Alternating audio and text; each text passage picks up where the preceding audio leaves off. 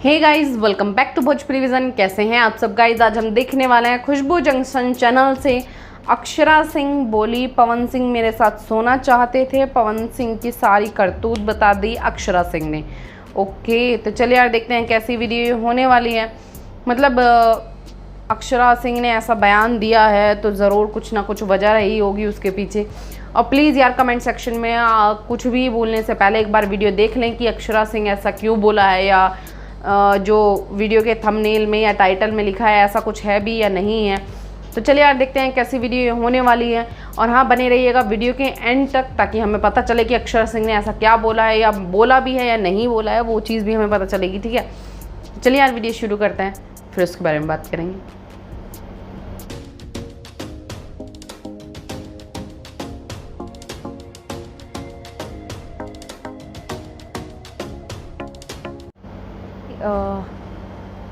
मैं और पवन सिंह 1 साल पहले तक हम लोग साथ में काम करते थे और हमारी जोड़ी बहुत ज़्यादा पॉपुलर थी, बहुत हिट थी।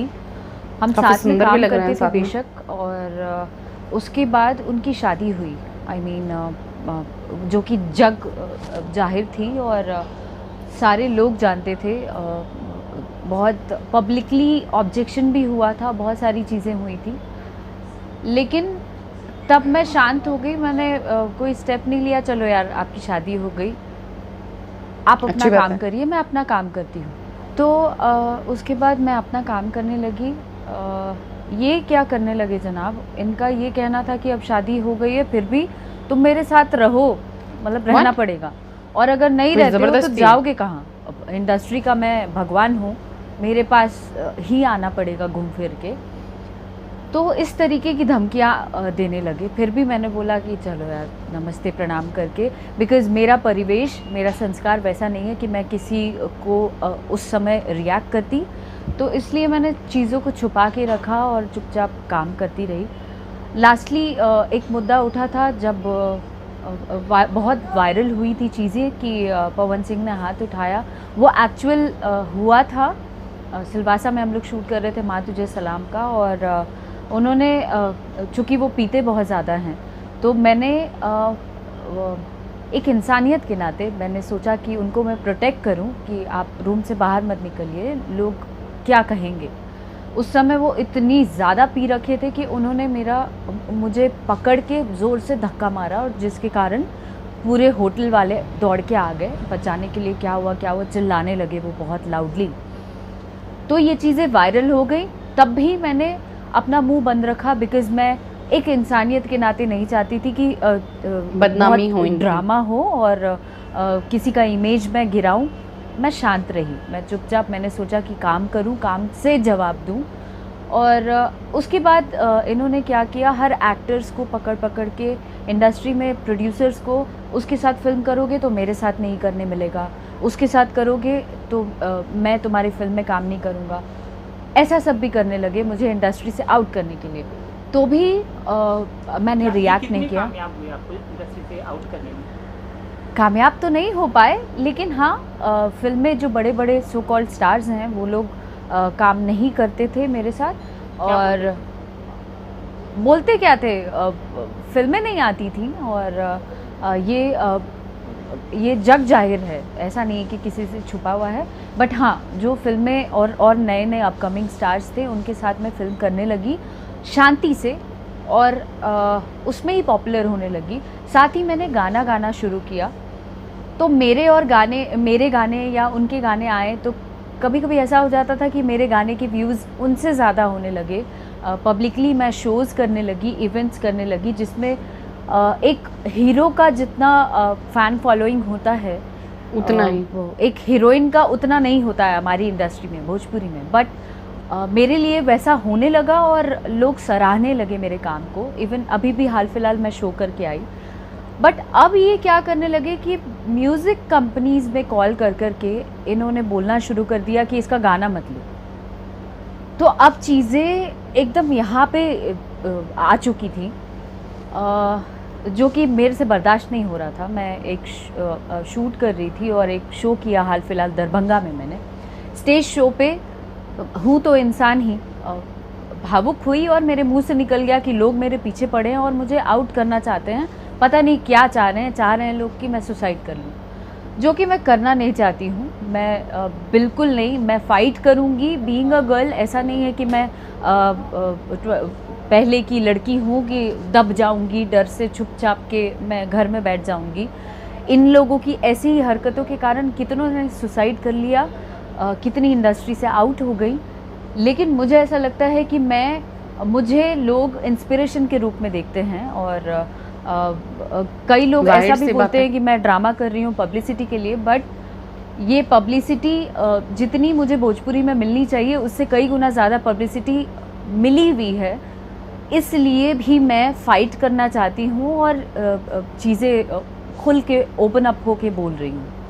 आपके साथ कई बार ऐसा भी हुआ है कि इवेंट में जब आप बाइकआउट करवा रहे थे तो एक इवेंट शुरू हो जाता था, आप बस तैयार होकर एंट्री करने वाली होती थी और उसी समय ऑर्गेनाइज़र कहते थे कि नहीं आपकी एंट्री नहीं होगी क्योंकि पवन का ये दबदबा था कुछ नहीं, शोज़ में ऐसा नहीं हुआ है, शोज़ में बिल्कुल ऐसा नहीं हुआ है।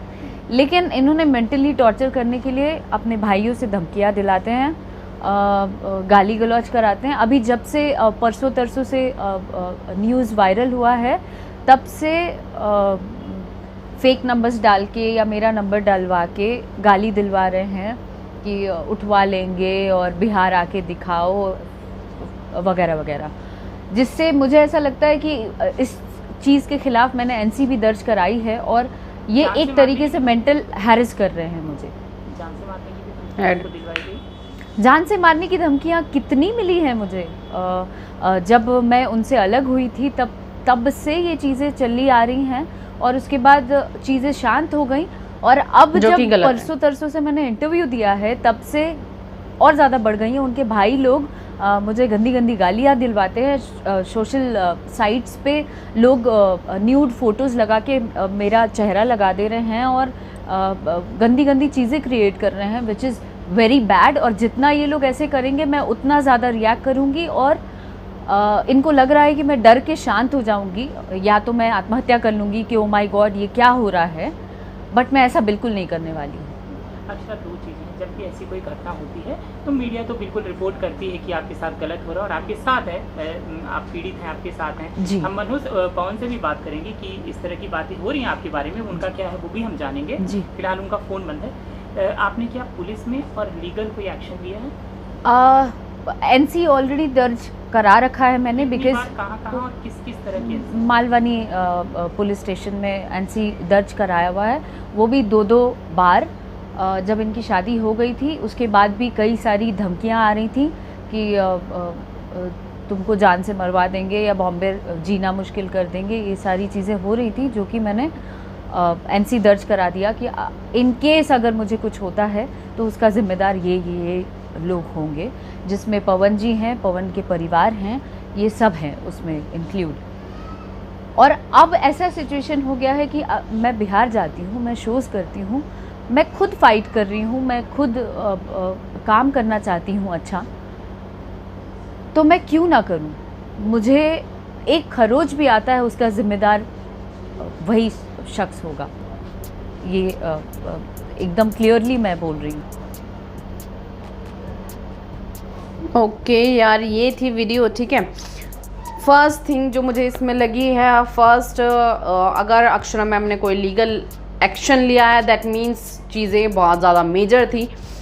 और दूसरी चीज़, ओपन अप होके सामने आके ये चीज़ें बोलना कि मेरे साथ ऐसा कुछ हुआ है, वो भी न्यूज़ प्लेटफॉर्म पे या किसी भी प्लेटफॉर्म पे, वो तब होता है जब चीज़ें अप हो जाती हैं, ठीक है। ऐसा नहीं होता कि छोटी मोटी चीज़ हुई, लड़ाई झगड़ा हुआ, नॉर्मल सा कन्वर्सेशन हुआ या कुछ मोमेंट जो है वो ऐसे हो गए कि हाँ भाई थोड़ा सा मतलब गुस्से वाला या फिर थोड़ा लड़ाई झगड़े वाला माहौल हो गया, उसमें इस टाइप की चीज़ें नहीं बोली जाती। चीज़ें तभी सामने बोली जाती हैं अगर कोई इंसान रिलेशनशिप में थे, उनके रिलेशनशिप में कुछ भी हुआ हो, XYZ, चाहे लड़ाई झगड़ा मार पिटाई जो भी हुआ हो, वो अगर कोई एक इंसान उसको छोड़ रहा है कि हाँ चलो ठीक है जो हुआ, अब ये अपनी लाइफ में आगे बढ़ चुके हैं, दैट मीन्स कि वो इंसान उनको स्पेस देना चाहता है एंड वो खुद भी स्पेस चाहता है। क्योंकि एक जो रिलेशनशिप होता है उसमें सबसे ज़्यादा जो मायने रखता है वो रिस्पेक्ट होती है एक दूसरे की। ऐसा नहीं होता कि आप किसी और के साथ में शादी करके बैठे हैं एंड यू उनके साथ में भी कैरी करना चाहते हैं, साथ में उनको भी रखना चाहते हैं, तो वो चीज़ थोड़ी गलत हो जाती है, ठीक है। बाकी मुझे इनका सामने आके बोलना काफ़ी पसंद आया। हालांकि वो चीज़ अलग है कि पवन सिंह जो है उनके फ़ैन फॉलोइंग जो है वो ये ज़रूर बोलेगी कि अक्षरा मैम ने गलत बोला है या पवन सिंह ने ऐसा कुछ नहीं किया है। फर्स्ट थिंग, अगर उन्होंने ऐसा कुछ नहीं किया है तो वो अक्षरा मैम ऐसे सामने आके नहीं बोलती, ठीक। चलो ठीक है, मान लिया पवन भैया ने कुछ नहीं किया, क्योंकि हम लोग जो है वही चीज़ें देख रहे हैं जो अक्षरा मैम ने बताई हैं। अभी हम वो चीज़ें नहीं जानते जो पवन भैया जो है मतलब एक्चुअल क्या था, एक्चुअल का हमें नहीं पता। जो हमने इनके मुंह से सुना है सिर्फ हमें वही पता है। तो एक तरफ से सुन के जजमेंट देना तो वो थोड़ा गलत हो जाएगा। बट मेरा मानना यही है कि चीज़ें अगर नहीं हुई होती तो वो ऐसे नहीं बोल रही होती कैमरे के सामने, स्पेशली नव भारत टाइम्स जैसे पॉपुलर चैनल पे तो नहीं, ठीक है। तो यार मतलब जान से मारने की धमकी देना एंड गाली गलौज, न्यूड फोटोग्राफ्स, मतलब काफ़ी सारी चीज़ें ऐसी हो जाती हैं इंडस्ट्री में। ये इंडस्ट्री ही ऐसी है। इस इंडस्ट्री की जो सच्चाई है, जो इसकी रियलिटी है, वो हम लोग ना तो जान पाए हैं ना जान पाएंगे, क्योंकि ये सामने जो है वो बोलते हैं ना, रियल लाइफ इन लोगों की अलग होती है, रियल लाइफ अलग होती है। मतलब कैमरे के सामने कुछ और होते हैं और कैमरे के पीछे कुछ और होते हैं, ठीक है।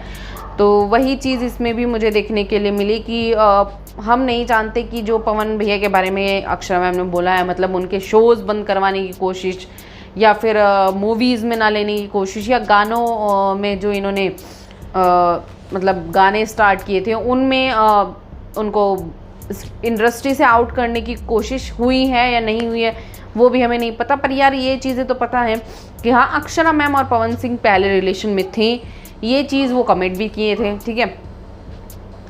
तो बिना बात के तो ऐसा हुआ नहीं होगा और बिना आग के धुआं नहीं उठता, ठीक है।